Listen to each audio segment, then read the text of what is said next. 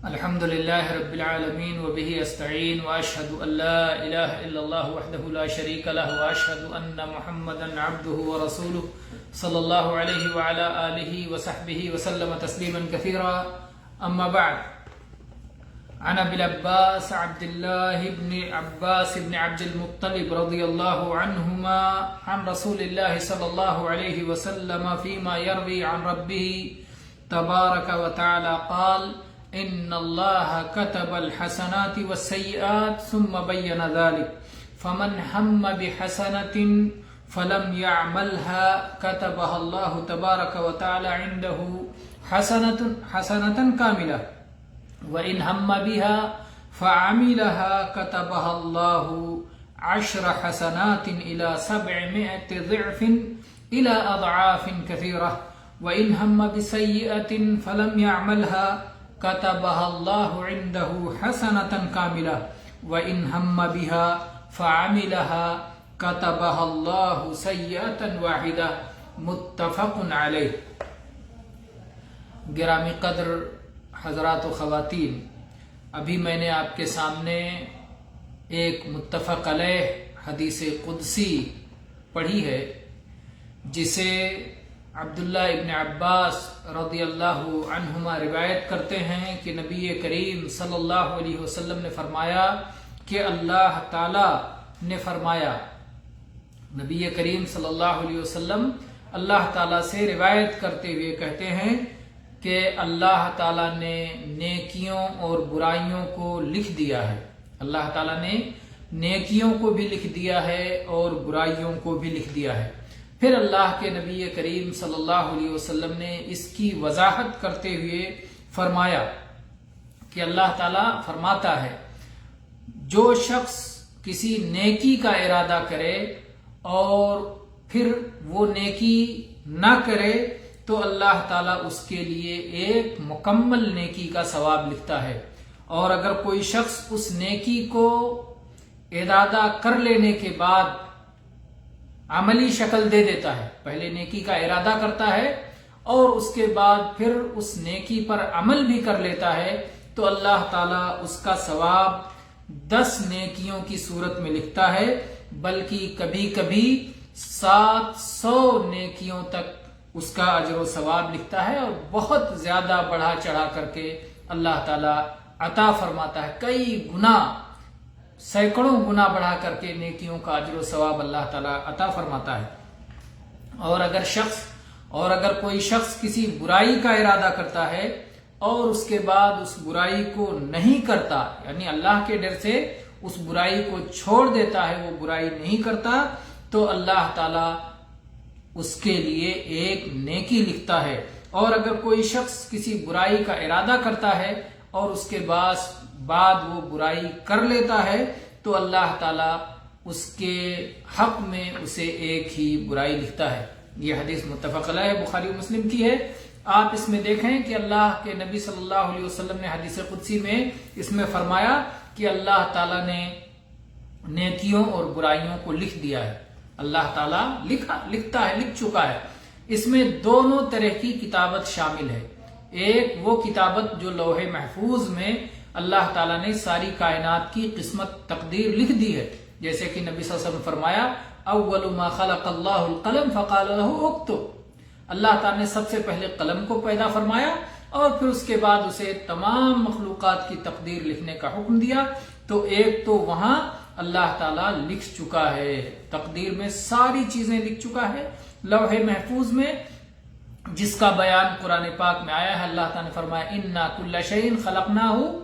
بقدر. ہم نے ہر چیز جو کچھ پیدا کیا ہے وہ ایک تقدیر کے ساتھ پیدا کیا ہے، وہ تقدیر لکھی ہوئی ہے. اسی طرح سے اللہ تعالیٰ نے فرمایا وَكُلُّ صَغِيرٍ وَكَبِيرٍ مُسْتَطَرٍ. ہر چھوٹی بڑی چیز لکھی ہوئی ہے لوح محفوظ میں، تمام چھوٹی بڑی چیز لکھی ہوئی ہے، تمام نیکیاں برائیاں وہاں لکھی ہوئی ہیں. تو یہ ایک معنی ہوا کہ اللہ تعالیٰ نیکیوں اور برائیوں کو لکھ کر فارغ ہو چکا ہے، ساری چیزیں لکھی ہوئی ہیں. دوسرا معنی یہ ہے کہ جب کوئی شخص، کوئی بندہ عمل کرتا ہے تو اس وقت بھی لکھا جاتا ہے. انسان کے لیے کرامن کاتبین ہیں جو اس کے اعمال کو لکھتے رہتے ہیں، معزز فرشتے ہیں جو اس کے اعمال کو اللہ کے حکم کے مطابق لکھتے رہتے ہیں۔ اللہ کے عدل کا اور اللہ کے فضل کا جو تقاضا ہے، اللہ کے حکم کے مطابق، اس کے عدل و فضل کے مطابق یہ اعمال لکھے جاتے ہیں۔ پھر جہاں تک سابقہ کی بات ہے، یعنی جو لوح محفوظ میں جو کچھ لکھا جا چکا ہے اس کے بارے میں اللہ کے سوا کسی کو نہیں معلوم، لیکن جب ہم کوئی کام کر لیتے ہیں تو اس کے بعد ہمارے لیے یہ بات واضح ہو جاتی ہے کہ یہ چیز تو اللہ نے ہماری تقدیر میں لکھی تھی، اس لیے ایسا ہو گیا۔ تو جو کچھ ہو جائے، ہونے کے بعد یہ معلوم ہو جاتا ہے کہ یہ چیز تقدیر میں لکھی ہوئی ہے، چاہے نیکی ہو چاہے برائی ہو۔ اور جو شخص، اور جو دوسری کتابت ہے تو کتابت اولا ہے جو لوح محفوظ میں لکھی جا چکی ہے، اور جو فرشتے لکھ رہے ہیں جب جب انسان کوئی نیکی کا ارادہ کرتا ہے یا وہ نیکی کرتا ہے تو اللہ کے نبی صلی اللہ علیہ وسلم نے اس کی کیفیت بیان فرمائی کہ کیسے اللہ تعالیٰ اس کے لکھنے کا حکم دیتا ہے۔ پہلی بات یہ بتائی کہ جب کوئی شخص کسی نیک کام کا ارادہ کرتا ہے اور کسی وجہ سے وہ نیک کام نہیں کر پاتا تو پھر اس کو ایک نیکی لکھا جاتا ہے، ارادہ کرنے کا، عزم کرنے کا، نیکی کی نیت کرنے کا اجر و ثواب لکھا جاتا ہے۔ مثال کے طور پر ایک شخص وضو کرتا ہے اور اس کی نیت ہوتی ہے کہ وضو کرنے کے بعد ابھی قرآن پاک کی تلاوت کروں گا، لیکن کسی وجہ سے وہ قرآن پاک کی تلاوت نہیں کر پاتا تو وہ جو اس نے عزم اور نیت کی اس پر اسے اس کا اجر و ثواب مل جائے گا، ایک نیکی اس کے لیے مل جائے گی۔ اسی طرح سے کسی شخص نے کچھ نقد نکالا کہ میں اسے صدقہ کر دوں گا، 10 روپیہ 20 روپیہ 50 روپیہ جو بھی، 10 ریال 20 ریال 50 ریال اس نے نکالا کہ میں اسے صدقہ کر دوں گا، اس نے صدقہ کی نیت کی اور کسی وجہ سے وہ بعد میں رک گیا اور صدقہ اس نے نہیں کیا تو اس نیت کی وجہ سے اسے ایک نیکی لکھ دی جائے گی۔ اور اسی طرح سے اگر کسی شخص نے یہ ارادہ کیا کہ میں اللہ کے لیے 2 رکعتیں پڑھوں گا، 2 رکعتیں نفل ادا کروں گا، نفل صلاۃ پڑھوں گا، اور کسی وجہ سے پھر وہ نہیں پڑھ سکا تو یہ جو اس نے ارادہ کیا تھا اس ارادہ کی وجہ سے اس کے لیے ایک نیکی لکھ دی جائے گی۔ اور اگر کوئی یہ کہتا ہے کہ ایک آدمی نیکی کا ارادہ کرتا ہے پھر نیکی نہیں کرتا تو کیوں اس کو نیکی لکھ دی جاتی ہے، اس کا جواب یہ ہے کہ اللہ تعالیٰ کا یہ فضل و کرم ہے اپنے بندے پر، اور اللہ بڑے وسیع فضل والا ہے، اللہ کا فضل وسیع ہے، کشادہ فضل ہے، بہت زیادہ اللہ کا فضل ہے اپنے بندوں پر۔ تو یہ اس کی رحمت ہے کہ اللہ تعالیٰ جس سے چاہے جتنا عطا کرے، یہ اس کا کرم ہے۔ جو شخص نیکی کرتا ہے، نیکی کرنا خود ایک نیکی ہے، اس کو نیکی مان کر کے ایک نیکی اس کے لیے لکھ دیا جاتا ہے۔ تو جب بھی کوئی نیکی کرتا ہے، نیکی کا عزم اور ارادہ کرتا ہے تو اس کے لیے ایک نیکی لکھ دی جاتی ہے، اور جب وہ نیکی کر لیتا ہے، قرآن پاک کی تلاوت کا ارادہ کیا، پھر قرآن پاک کی تلاوت بھی کر لی، صلاح پڑھنے کا ارادہ کیا، پھر نفلی صلاح پڑھ بھی لیا، صدقہ دینے کا ارادہ کیا، پھر اس کے بعد صدقہ دے بھی دیا، تو صدقہ دینے کے بعد پھر اس کا اجر و ثواب 10 گنا، 70 گنا، 700 گنا، بلکہ ہزاروں گنا بڑھا کر کے اللہ تعالیٰ اسے عطا فرماتا ہے۔ یہ جو فرق ہوتا ہے کہ کسی کو 10 گنا ملا، کسی کو 70 گنا ملا، کسی کو 700 گنا ملا، یہ فرق کیوں ہوتا ہے؟ یہ فرق اس لیے ہوتا ہے کیونکہ اس کا اخلاص کتنا ہے، اس کے یہاں نبی کریم صلی اللہ علیہ وسلم کی سنت کی پیروی کتنی ہے، اور اس کے یہاں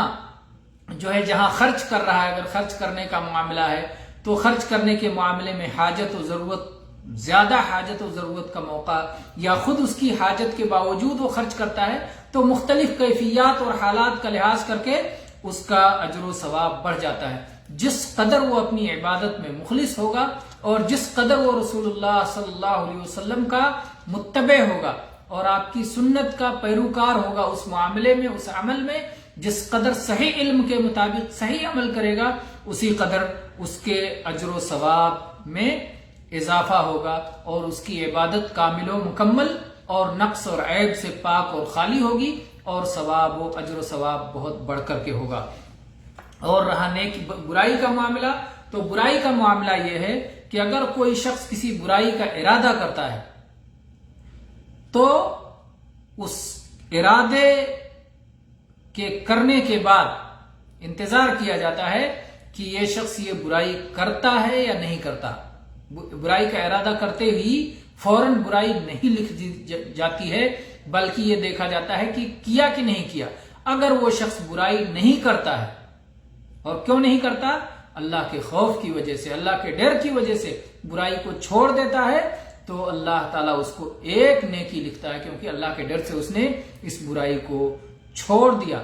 حدیث میں اس کی وضاحت آئی ہے. ایک حدیث میں ہے لِأَنَّهُ تَرَكَهَا مِن جَرَّايَ، اس لیے کہ اس شخص نے اس برائی کو میرے خوف کی وجہ سے، میرے ڈر کی وجہ سے، میری رضا کے لیے چھوڑ دیا ہے، اس لیے میں اسے اجر و ثواب دیتا ہوں. تو اس پر اللہ تعالیٰ اسے ایک اجر و ثواب سے نوازتا ہے. اور اگر برائی کا ارادہ کرنے کے بعد برائی کر لیتا ہے تو جیسے نیکی میں بڑھا دیا جاتا ہے کہ کئی گنا ثواب دیا جاتا ہے، ایسے سزا کے طور پر کئی گناہ نہیں لکھا جاتا ہے، بلکہ صرف ایک ہی گناہ لکھا جاتا ہے. یہ اللہ تعالیٰ کا عدل ہے بندے کے ساتھ کہ ایک ہی گناہ لکھا جاتا ہے. اور قرآن پاک میں اس کا بیان ہے. سورہ انعام کی آیت نمبر 60 میں اللہ تعالیٰ نے فرمایا من جاء بالحسنۃ فلہ عشر امثالها ومن جاء بالسیئۃ فلا یجزا الا مثلها وهم لا یظلمون. اللہ تعالیٰ نے فرمایا جو نیکی لے کر آئے گا اس کو اس کا 10 گنا عطا کیا جائے گا، اور جو برائی لے کر آئے گا تو اسے ایک برائی کا بدلہ ایک ہی دیا جائے گا، اس ایک برائی کی سزا ایک ہی دی جائے گی، اور ان پر کسی قسم کا ظلم نہیں ہوگا. اس حدیث سے معلوم ہوتا ہے کہ کسی بھی عمل پر نیت کی وجہ سے فرق پڑتا ہے. یہاں یہ بات یاد رہے کہ اگر کسی شخص نے برائی کا ارادہ کیا لیکن برائی اس وجہ سے نہیں کر سکا کیونکہ اس کے اندر برائی کی طاقت نہیں رہی، یا اللہ کے خوف کے علاوہ دوسرا کوئی خوف آ گیا، کوئی اور رکاوٹ پیدا ہوگی، عاجز رہ گیا، برائی کر نہیں پایا حالانکہ اس کے کرنے کا پورا ارادہ تھا، تو وہاں اس کی برائی کو برائی لکھا جائے گا، گناہ لکھا جائے گا، کیونکہ جو اس نے برائی کرنا چھوڑا ہے وہ اللہ کی خاطر نہیں چھوڑا ہے. اور اس کی دلیل وہ حدیث ہے جس میں نبی کریم صلی اللہ علیہ وسلم نے فرمایا ہے اذا التقى المسلمان بسيفيهما فالقاتل والمقتول في النار، کہ جب دو مسلمان اپنے تلواروں کے ساتھ ایک دوسرے کا سامنا کرتے ہیں، ایک دوسرے سے لڑتے ہیں تلواریں لے کر کے، تو قتل کرنے والا اور جو قتل ہو گیا دونوں جہنم میں جائیں گے. صحابہ کرام نے دریافت کیا کہ اللہ کے نبی صلی اللہ علیہ وسلم قتل کرنے والا جہنم میں جائے، یہ بات تو واضح ہے، لیکن جو قتل ہو گیا وہ بھی جہنم میں جائے گا، یہ بات سمجھ میں نہیں آتی. تو اللہ کے نبی کریم صلی اللہ علیہ وسلم نے فرمایا لِأَنَّهُ كَانَ حَرِيصًا عَلَى قَتْلِ صَاحِبِهِ، اس لیے کہ وہ بھی اپنے ساتھی کو قتل کرنے کا حریص تھا، وہ پورا ارادہ تھا، پکا عزم تھا اس کا، وہ بھی چاہتا تھا کہ قتل کر دے، لیکن عاجز رہ گیا، کمزور پڑ گیا، قتل نہیں کر سکا بلکہ الٹا قتل ہو گیا. تو اس کے یہاں عزم و ارادے میں کوئی کمی نہیں تھی. یہ نہیں کہ وہ قتل ہو گیا، اس نے قتل نہیں کرنا چاہا اللہ کی خاطر، بلکہ اس کا پورا ارادہ تھا لیکن عاجز رہ گیا. تو اگر کوئی شخص برائی کا پورا عزم و ارادہ کرتا ہے اور اس کے بعد برائی نہیں کر پاتا اپنی کسی عاجزی کی وجہ سے یا کسی اور دنیاوی رکاوٹ کی وجہ سے، اللہ کے خوف سے برائی کو نہیں چھوڑتا، تو اسے نیکی نہیں لکھا جائے گا بلکہ اسے گناہ لکھا جائے گا. واللہ تعالی عالم، وصلی اللہ علی نبینا وسلم، والحمد للہ رب العالمین.